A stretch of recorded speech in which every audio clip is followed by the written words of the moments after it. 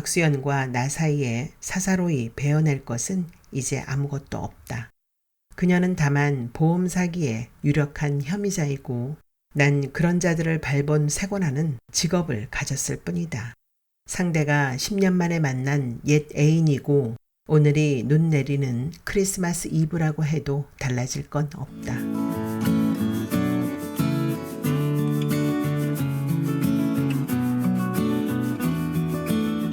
당신의 수상한 근황.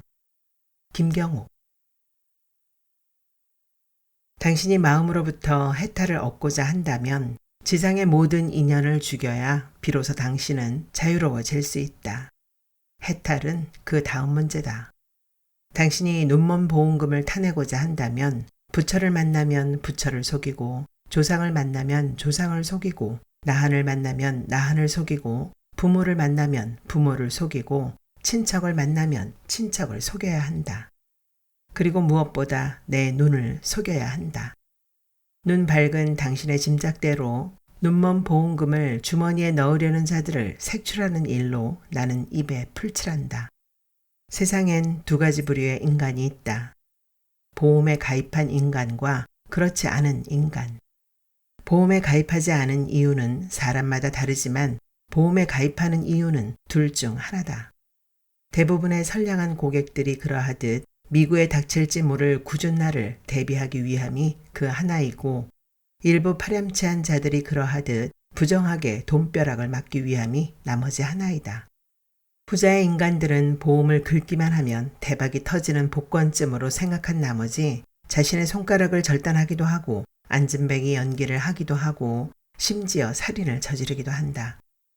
만일 당신이 보험을 복권쯤으로 생각하는 사람이라면 언젠가 나와 맞닥뜨리게 될 것이다. 이 세상에는 남을 속이지 않으면 살아갈 수 없는 자들이 있게 마련이고 그런 자들을 상대하는 것이 내 직업이니까. 그러니 보험에 가입해 돈벼락을 맞으려는 당신에게 난 하나의 악몽이 될 것이다. 당신이 노리는 보험금을 걸고 맹세컨대 실망하는 일은 결코 없을 것이다. 악몽을 꿨어. 전화기에서 흘러나오는 목소리의 주인공은 아내였다. 전화벨 소리를 들었을 때 난 아내일 것이라고 직감했다. 아내는 내가 바쁠 때만 전화하곤 했다. 꿈 이야기 듣고 있을 만큼 한가하지 않아. 당신이 거대한 풍선을 타고 어디론가 날아가는 거야. 뛰어내리라고 소리치려 했지만 어쩐 일인지 말을 할 수 없었어. 정말이지 아무 말도 할 수 없었어. 이번엔 풍선이야. 난 떠나지 않아. 꿈은 현실과 반대라는 거 몰라? 거짓말. 당신은 나와 눈이 마주치고도 꿈쩍하지 않았어. 세상을 다 속여도 날 속일 수는 없어. 이것 봐라. 세상을 다 속여도 날 속일 수 없다는 것은 나의 근무 신조가 아닌가. 서당계 3년이면 풍어를 읊는다더니. 풍선을 타고 날아가고 싶은 건 내가 아니라 당신이겠지. 수화기를 내던질 수도 있었지만 그러지 않았다. 수화기를 던진다고 달라질 것 하나 없다는 것쯤은 굳이 시험해보지 않아도 된다. 나로 말하자면 풍선은 질색이다. 어릴 때부터 난 풍선을 온전히 불 수 없었다. 5살 때 앓은 폐결핵 탓이었다. 풍선에 바람을 불라치면 금세 얼굴이 벌개졌지만 풍선은 좀채 부풀어 오르지 않았다. 다른 아이들의 풍선은 거짓말처럼 탱탱해져 금방이라도 둥실둥실 날아오를 것만 같았지만 내 풍선은 물에 던져진 물고기처럼 푸르르 진저리를 쳐댈 뿐이었다. 풍선이라니. 아내의 우울증은 6년 전에 당한 사고 때문이었다. 그 사고에는 석연치 않은 구석이 많았다. 지금도 난 그것이 우연한 사고가 아니라고 확신한다. 주위 사람들은 운이 좋지 않았을 뿐이라고 위로했지만 난 그 말에 동의할 수가 없다. 운이 좋지 않았다고 말하기엔 그 사고로 내가 잃은 것이 너무나 뼈아팠다. 무엇보다 그 사고가 발생하기까지 덧칠해진 우연에는 고약한 냄새가 났다. 그것은 범죄의 냄새였다. 차라리 그때 난 죽어버렸어야 했다. 그러나 사고 다발 지역이라 함부로 추월을 시도해서는 안 된다는 것을 알면서도 무리하게 엑셀을 밟았던 난 무릎과 팔꿈치에 가벼운 타박상만 입었다. 조수석에 타고 있던 임신 8개월이던 아내의 머리에서는 피가 흘러내렸다. 사고 2달 후 태어난 아이는 여태 말을 하지 못했다.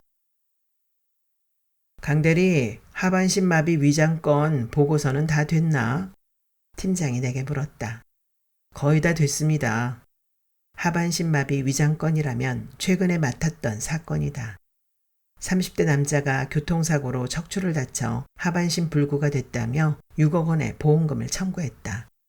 피보험자가 한창 경제활동을 할 나이인데다 보험 가입 당시 메디컬 언더라이팅 결과 우량으로 분류되었던 터라 보험금이 상당했다. 이름을 대면 알만한 병원의 진단서까지 첨부된 상태였기에 회사에서는 보험금 지급을 기정사실로 받아들이는 분위기였다.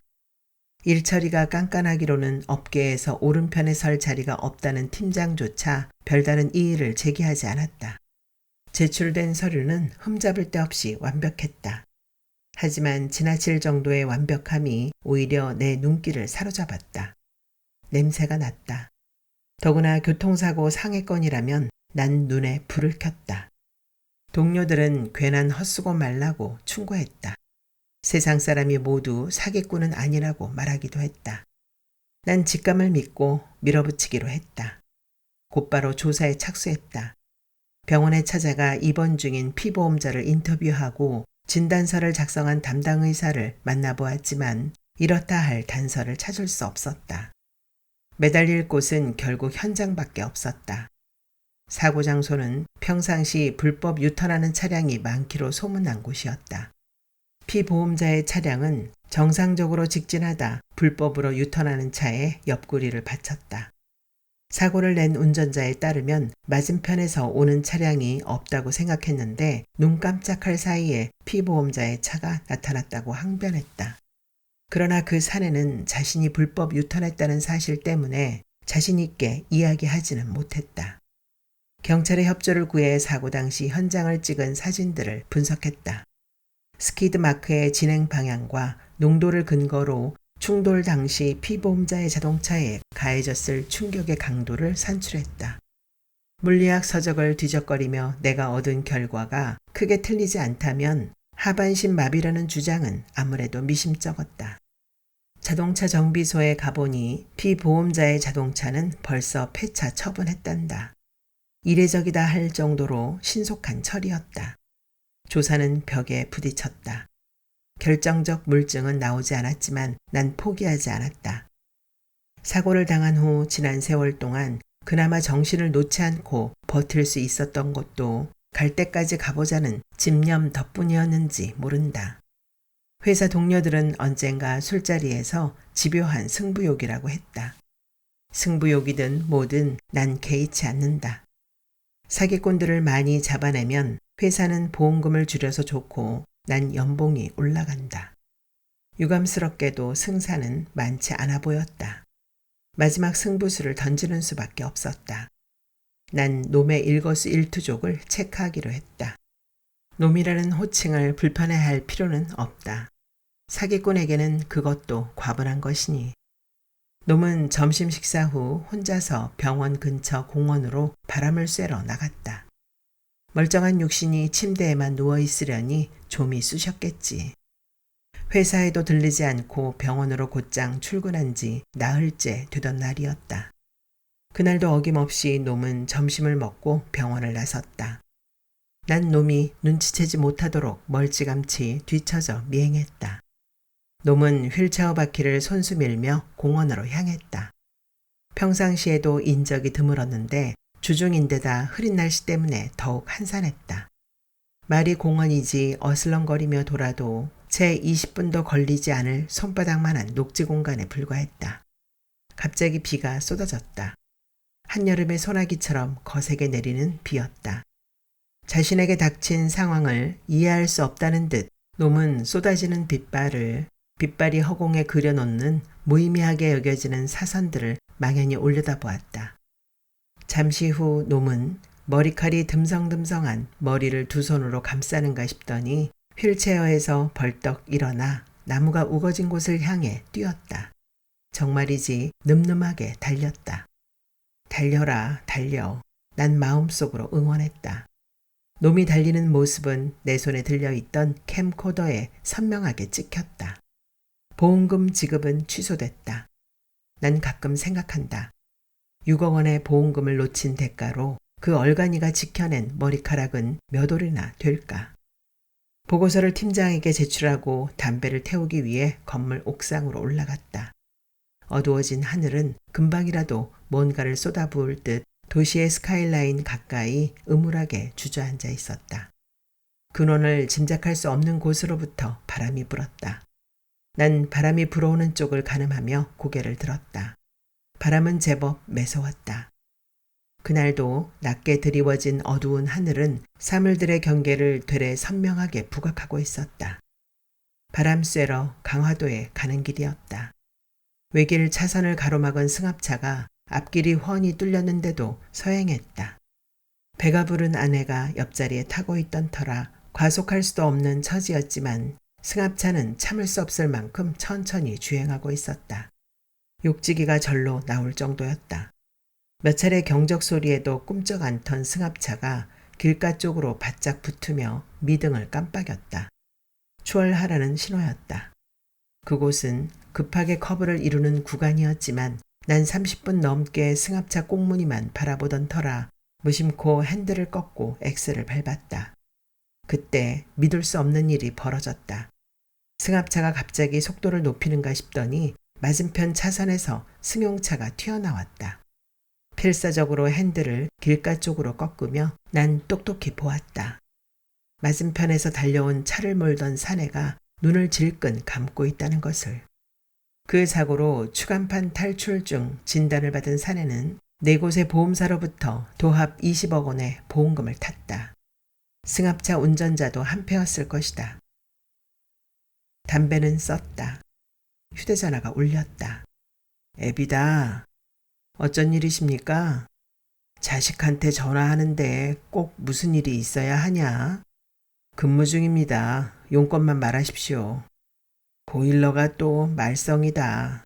뭐가 잘못됐는지 온도를 아무리 높여도 냉방이 따로 없다.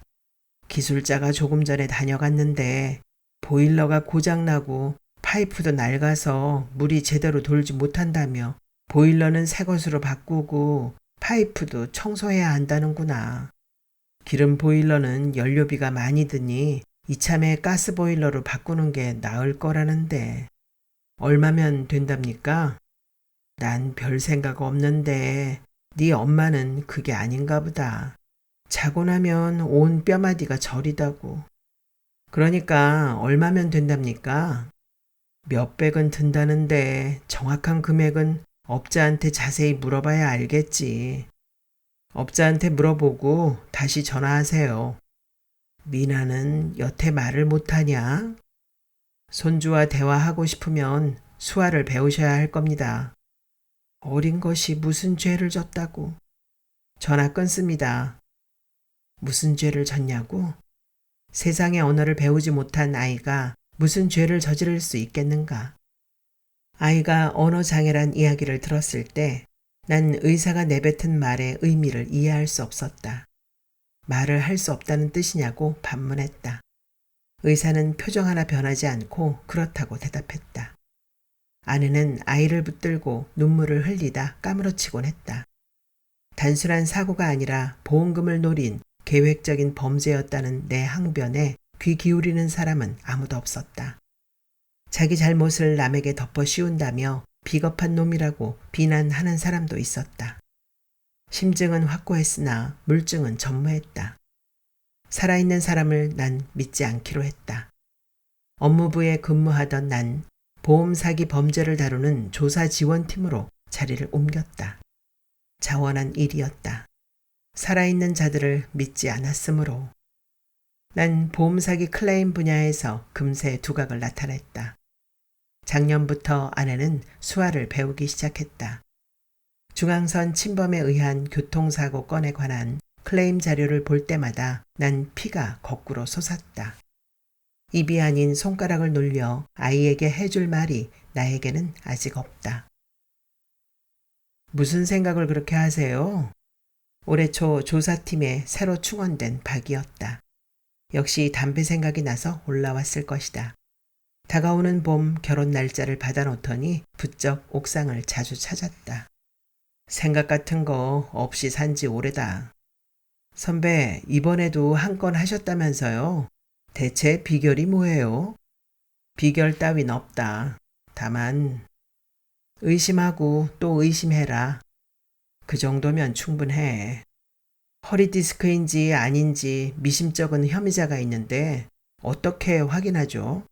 엑스레이 사진 들고 의사를 찾아가도 사진상으로는 판독이 어렵다며 고개를 절레절레 흔드니 혐의자가 지나가는 길목에 1,000원짜리 지폐를 떨어뜨려.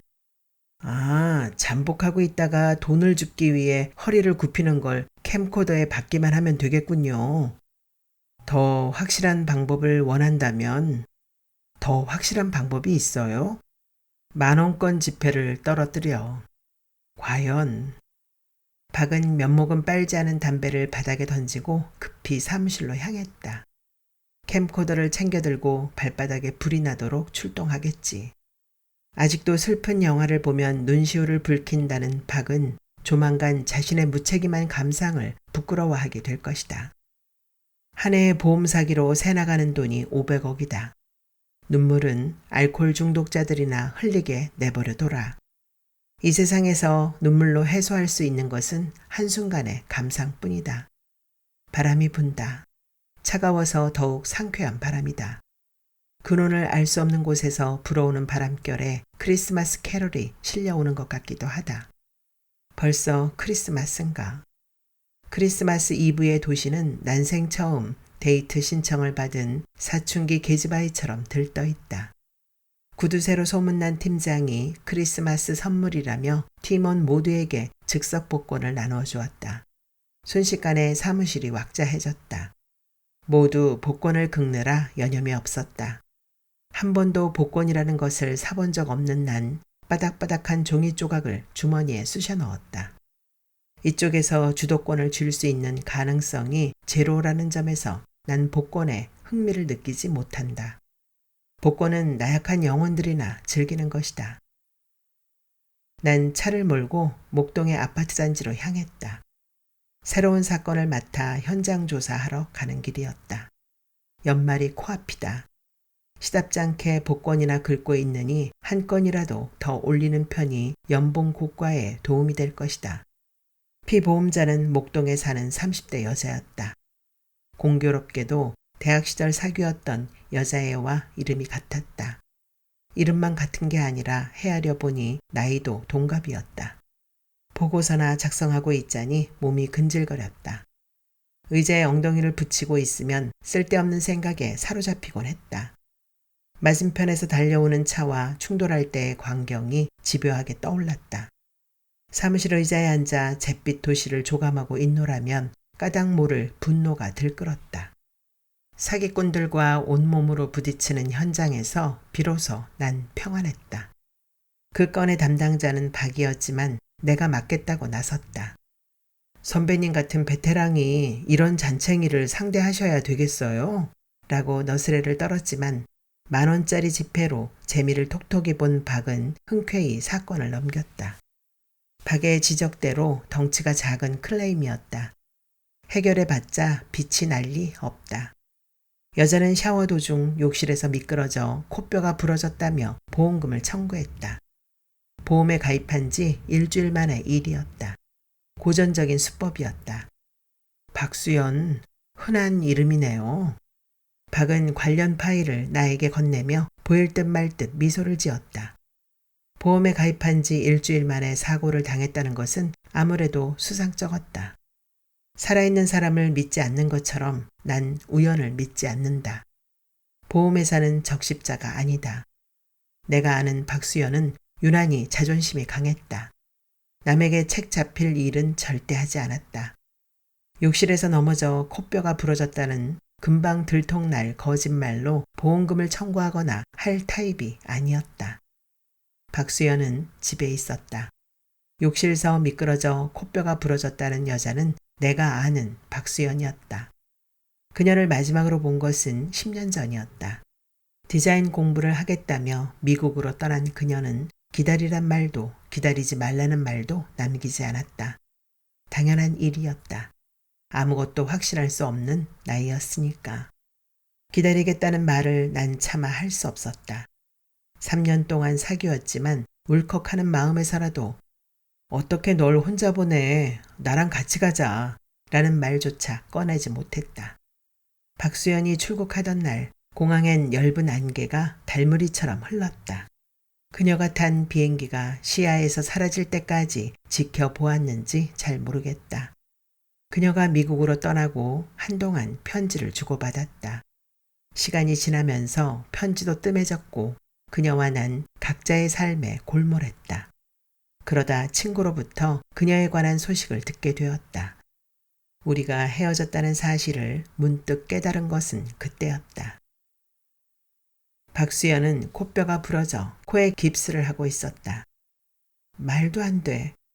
보험사에서 나왔다며 인사를 하는 나를 바라보다 박수연은 그렇게 외마디 소리를 내뱉었다. 10년 만에 만나게 된 옛 남자친구에게 건넨 인사치고는 그리 호의적이지도 감상적이지도 않았다.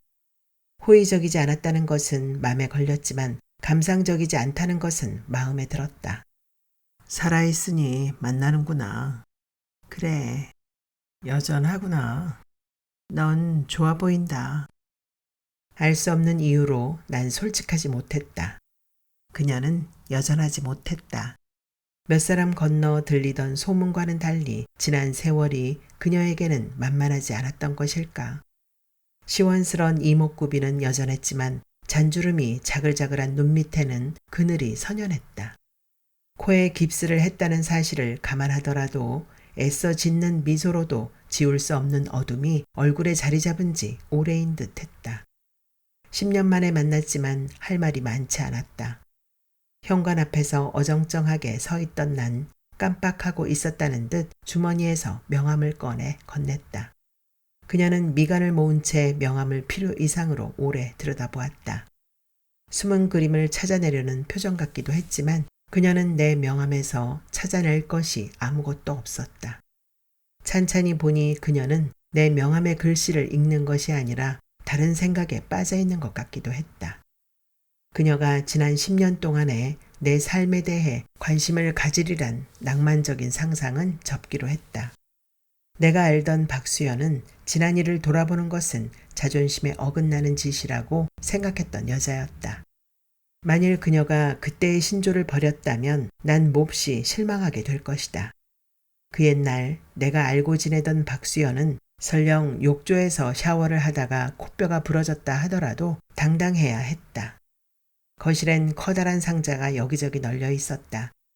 탁자 위엔 약봉투도 눈에 띄었다. 짐을 싸고 있었다고 박수연이 서둘러 말했다. 왠지 불필요한 변명처럼 들렸다. 커피라도 끓일까? 욕실을 볼 수 있어? 참, 그것 때문에 온 거지. 박수연의 목소리가 가늘게 떨렸다. 그녀는 어쩔 수 없다는 듯 눈을 내리깔고 욕실로 향했다.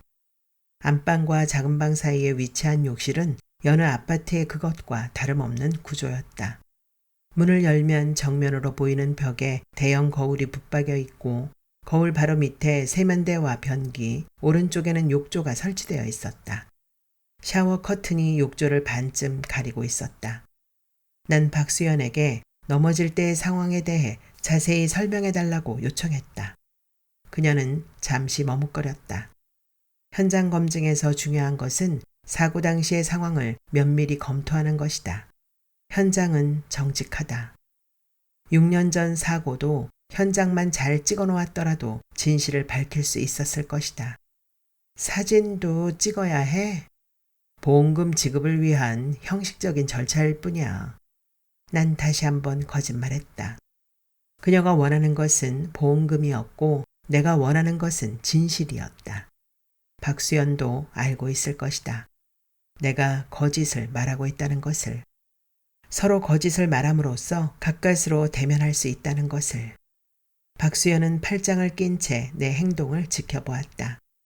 20평 남짓한 아파트의 하나뿐인 욕실은 비좁았다.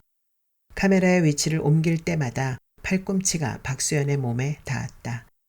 내 팔꿈치가 닿을 때마다 그녀의 몸이 움찔거렸다. 샤워를 하다가 미끄러졌어. 중심을 잃고 앞으로 넘어지다 욕조에 코를 박고 말았던 거야. 순식간에 벌어진 일이었어. 욕조 표면엔 물때가 검게 내려앉아 있었다. 욕조에 물을 살짝 끼얹고 난 양말을 벗은 채 욕조 안으로 들어갔다. 박수연은 고개를 돌려 거울로 시선을 던졌다. 거울 속의 얼굴은 입을 앙 다물고 있었다. 꼭 그렇게까지 해야겠냐고 투덜거린다 해도 별로 놀랄 것 없을 표정이었다. 행복하니? 박수연이 물었다. 어쩌면 그것은 환청이었는지도 모른다. 사고가 나기 전날 그녀가 결혼한다는 소식을 대학 동창으로부터 듣게 되었다. 물기 묻은 욕조 바닥은 미끌미끌했다. 샤워 커튼 바꾼 적 있어? 작년에 이사했을 때 달고 그대로 쓰고 있어. 샤워 커튼은 멀쩡했다.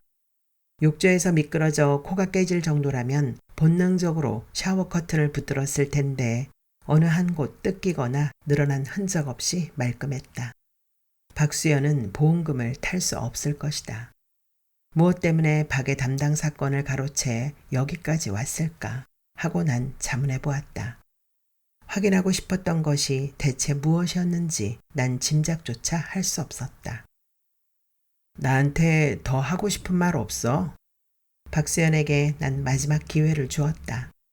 한때 연인이었던 사내로서 그녀에게 자존심을 지킬 수 있는 마지막 기회를 주기로 했다. 나로서는 예외적인 관용이었다. 지난 세월 무슨 일을 겪었는지 알 수 없지만 그녀는 이미 바닥까지 떨어진 상태라는 것만큼은 자명했다. 그 바닥의 깊이를 차마 가늠할 수 없었다. 미안해. 무엇이 미안하다는 것인지 나로서는 요령 부득이었다. 기분이 유쾌하지 못했다. 찜찜한 기분으로 박수연의 집을 나서며 난 생각했다. 코뼈는 어쩌다 저리 된 걸까? 혐의를 입증할 증거를 찾기 위해 탐문조사에 착수했다. 윗집은 비어있는 듯 벨을 눌러도 인기척이 없었다. 다행히 아랫집에는 사람이 있었다. 아랫집에서 제법 쓸만한 정보를 얻었다.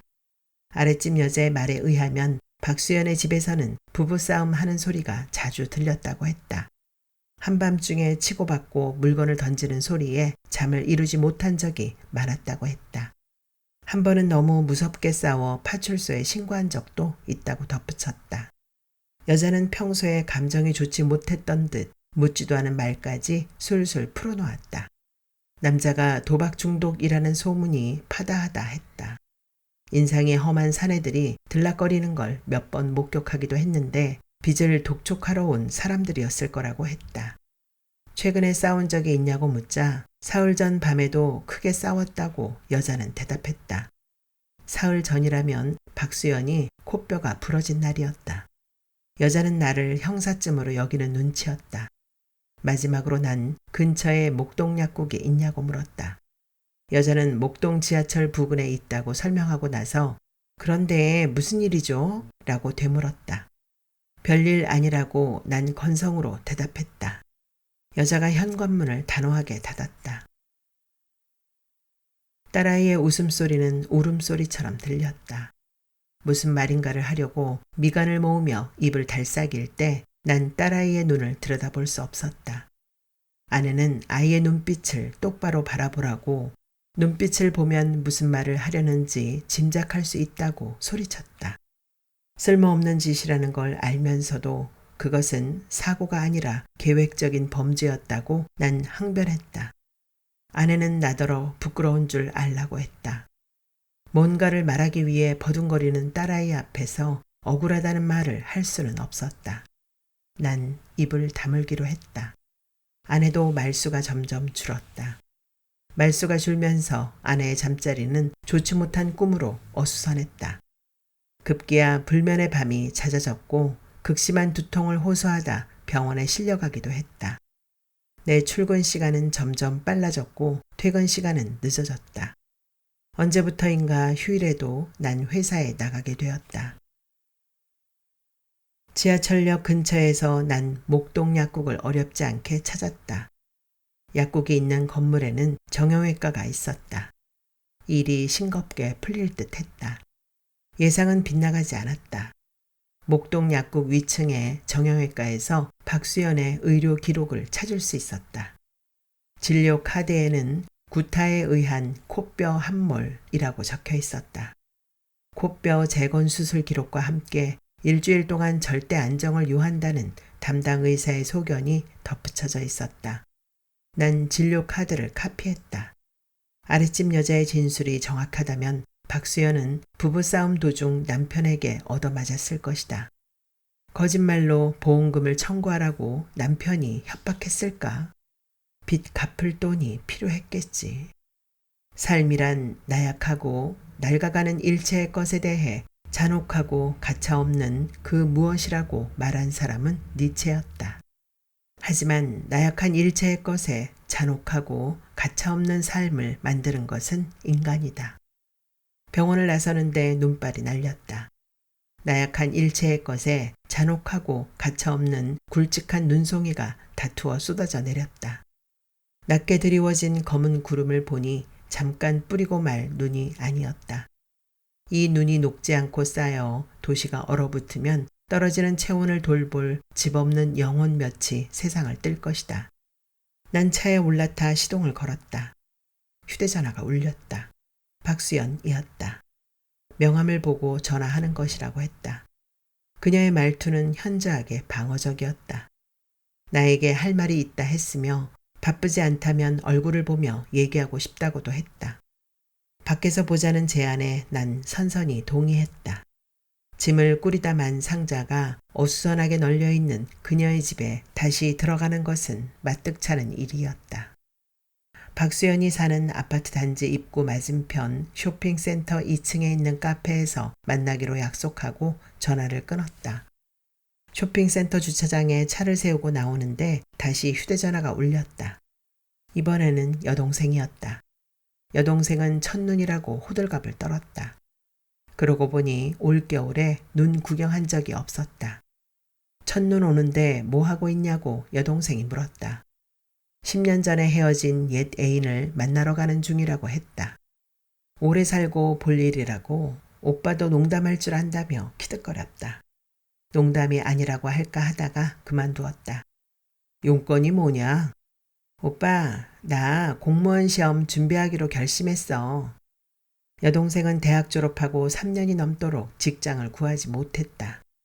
남들 다 가는 어학연수 한 번 못 가서 취직을 못하는 거라고 입버릇처럼 말했다. 면접에서 몇 번 떨어지더니 작년 여름엔 쌍꺼풀 수술하겠다며 손을 벌렸다. 취직만 하면 이자까지 얹어주겠다는 다짐을 한 귀로 흘렸다. 평생 동사무소에서 민원 서류만 뒤적거리다 재작년에 퇴직한 아버지는 은퇴 후 딴 사람이라고 의심할 정도로 늙어 보였다. 다음 달부터 아파트 경비원으로 일하게 됐다고 했던 것 같기도 하다. 죽어도 공무원은 안 한다던 여동생은 어느새 공무원 예찬론자가 되어 있었다. 30대도 명예퇴직하는 요즘 같은 세상에 정년을 보장해주는 데가 어디 있냐고 했다. 요점만 말해. 학원에도 등록해야 하고 책값도 필요해. 얼마나 필요하냐고 물었다. 동생은 60만 원이라고 했다. 알겠다고 대답하고 난 휴대전화를 끊었다. 눈발이 더욱 거세졌다.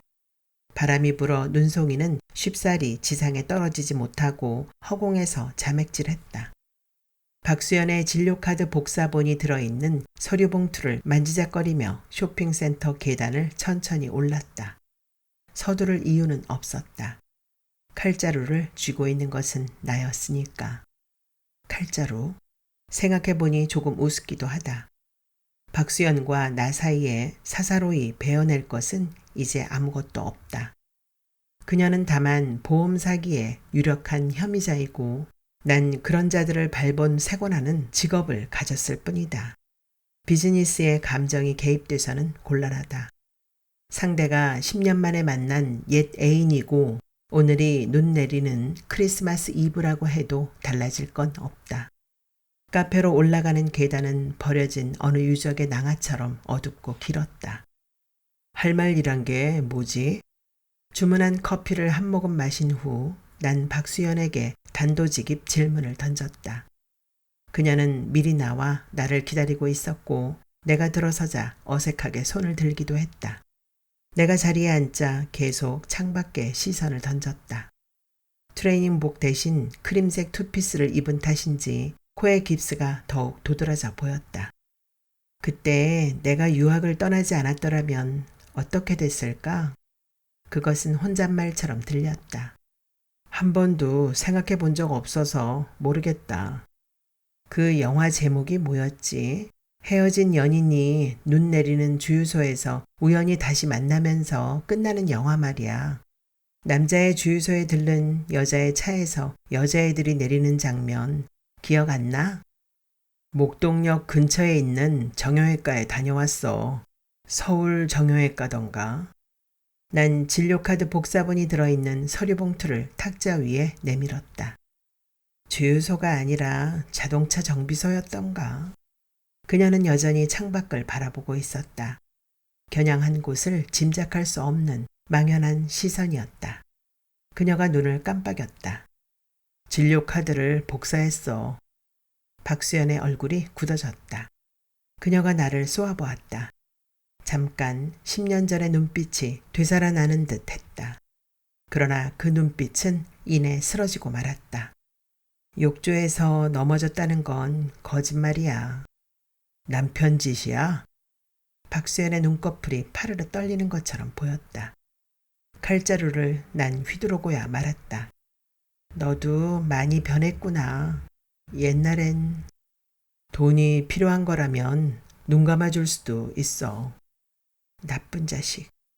계산은 내가 할게. 난 자리에서 일어났다. 그때 그녀가 유학을 떠나지 않았다면 우린 어떻게 되었을까? 그 질문은 다음과 같은 질문과 동일한 것이다. 내가 만일 붙들었다면 그녀가 유학을 포기했을까? 둘 다 부질없는 질문이란 뜻이다.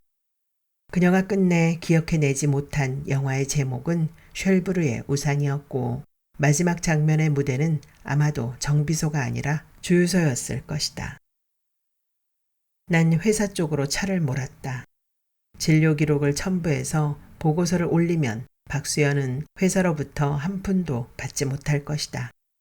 그녀는 보험회사를 기웃거릴 게 아니라 가정폭력 상담소 같은 데를 찾아가는 게 나을 듯하다. 번지수가 한참 틀린 것이다. 분위기가 부드러웠다면 다정하게 충고해 줄 수도 있었는데 아쉽다. 그러고 보니 박수연은 내 첫사랑이었다. 사무실은 텅 비어 있었다. 크리스마스 이브라고 서둘러 퇴근한 모양이었다. 사무실 벽에 걸린 시계를 보니 7시 5분 전이었다. 난 내 책상 앞에 앉았다. 급히 처리할 필요가 없었지만 난 박수연에 관한 보고서를 작성하기 시작했다. 피보험자 인터뷰 내용과 혐의점을 기록하고 탐문조사의 결과를 상세히 적었다. 그리고 병원에서 입수한 진료 기록을 소상히 밝혔다. 난 꼼꼼하게 보고서를 작성해 나갔다. 완성한 보고서를 다시 한번 검토한 뒤 담당자란에 서명했다. 보고서를 팀장의 책상 위에 올려놓고 사무실에서 빠져나왔다. 막상 사무실을 빠져나왔지만 가야 할 곳이 나에게는 준비되어 있지 않았다. 평소 같으면 동료 직원들과 술을 한잔하거나 사무실에 홀로 남아 밀린 서류를 정리하거나 법률 서적이나 의료 서적을 들추고 있었을 시간이었지만 무작정 사무실을 빠져나오고 말았다. 집에 들어가기에는 너무 이른 시각이었다.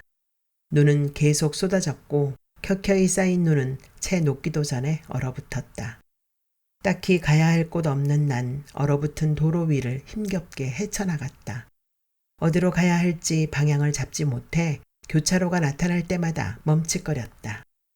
더듬더듬 나아가다 주위를 돌아보니 어느덧 강변도로 위였다. 휴대전화가 울렸다. 주머니에서 전화기를 꺼내려는 순간 핸들이 흔들리면서 차가 한쪽으로 쏠렸다. 브레이크를 급히 밟았다. 그게 더 화를 불렀다. 차는 제자리에서 빙글 돌다 인도의 턱에 걸려 벌러덩 뒤집히고 말았다. 하늘과 땅이 속절없이 자리를 바꾸는 모습을 난 두 눈 부릅뜨고 노려보았다. 철봉에 거꾸로 매달려 있는 것처럼 속이 울렁거렸다. 휴대전화는 계속 울렸다.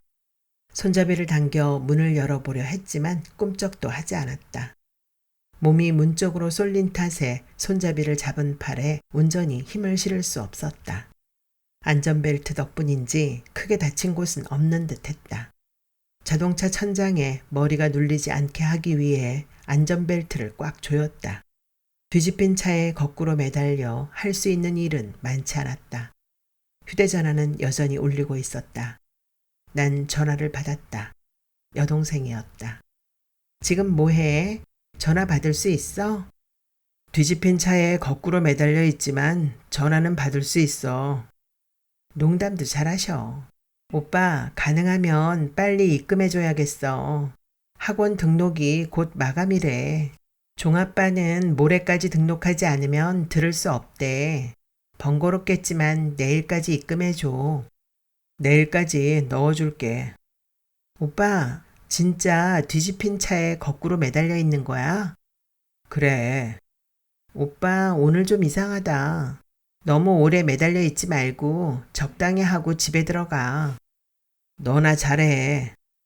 난 119에 전화를 걸어 구조를 요청했다. 간혹 시선이 마주친 운전자들은 눈을 동그랗게 떴다. 피가 머리로 몰려 눈알이 시큰거리고 목이 뻑뻑했지만 비명을 지르거나 혼절할 정도는 아니었다. 다시 휴대전화가 울렸다. 아버지였다. 돈 얘기였다. 보일러 교체에 들어가는 금액을 말하고 나서 전에 거래하던 은행은 송금 수수료가 비싸니 다른 은행 계좌로 입금하라고 했다. 그는 은행 계좌 번호를 큰 소리로 불렀다. 지금 받아 적을 형편이 아니니 나중에 다시 전화하라고 말했다. 왜 받아 적을 수 없냐고 아버지가 정색하며 물었다. 차가 뒤집혀 거꾸로 매달려 있는데 어떻게 받아 적을 수 있겠냐고 대답했다. 아버지는 한숨을 내쉬었다. 한숨 소리는 길고 무거웠다. 나중에 다시 전화하겠다고 말하고 아버지는 전화를 끊었다. 구조팀은 여태 소식이 없다. 갑자기 쏟아진 눈으로 바쁘겠지. 차 유리창에 뿌옇게 입김이 서렸다. 손으로 유리창을 쓱쓱 닦았다. 머리 위로 검게 강물이 흐르고 있었다. 하얀 눈송이들은 검게 흐르는 강물 위로 나풀나풀 날아올랐다. 어디론가 소리 없이 흘러가는 검은 강물을 바라보며 옆자리에 누군가 있었으면, 누군가 곁에 있어서 함께 이야기를 나눌 수 있었으면 하고 문득 생각했다. 아무 얘기라도 상관없을 것이다. 주머니에서 뭔가가 툭 떨어졌다. 팀장이 크리스마스 선물이라며 팀원들에게 돌린 즉석 복권이었다. 달리 도리가 없다는 듯 난 손톱을 세워 복권을 긁기 시작했다. 휴대전화가 울렸다. 액정 화면에 뜬 발신 번호를 확인했다. 집이었다. 전화를 받았지만 아무 말도 들리지 않았다.